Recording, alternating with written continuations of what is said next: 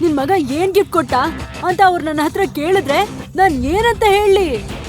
ಈಗ ಹೇಳು, ನಾನ್ ಏನ್ ಉತ್ತರ ಕೊಡ್ಲಿ? ಈ ಚೀಪ್ ಗಿಫ್ಟಾ? ಇದನ್ನು ಕೇಳಿ ಅವನಿ ಮುಂದೆ ಬಂದು ಏನು ಹೇಳೋದಕ್ಕೆ ಪ್ರಯತ್ನಿಸಿದ್ಲು. ಆದ್ರೆ ಅನಿಲ್ ಅವಳನ್ನ ಸುಮ್ಮನೆ ಇರೋದಕ್ಕೆ ಹೇಳ್ದ. ಈಗ ಬೇಡ. ಗಾಯತ್ರಿ ದೇವಿಯವರ ಕೋಪವನ್ನ ಅನಿಲ್ ತುಂಬಾ ಚೆನ್ನಾಗಿ ಅರ್ಥ ಮಾಡ್ಕೊಂಡಿದ್ದ. ಅಜ್ಜಿ, ನಾವ್ ನಿಮಗ್ ಖುಷಿ ಪಡ್ಸೋಕೆ ಏನ್ ಮಾಡಿದ್ರು ಕೂಡ ನೀವ್ ಮಾತ್ರ ಏನ್ ಹೇಳೋದನ್ನು ನಿಲ್ಸಲ್ಲ. ಈ ನೆಕ್ಲೆಸ್ ಬೆಲೆ 60,000. ಮತ್ತೆ 60,000 ನಮಗ್ ತುಂಬಾ ದೊಡ್ಡ ಅಮೌಂಟ್.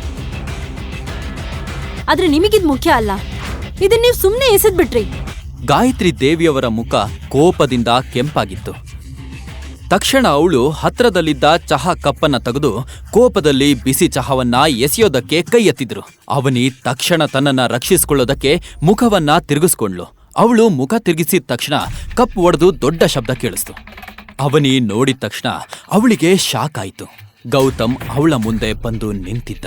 ಅವನು ಗಾಯತ್ರಿ ಅವರ ಕೈ ಹಿಡಿದು ಕಪ್ಪನ್ನ ಗೋಡೆಯ ಕಡೆ ಎಸ್ತ. ನೀನಾ?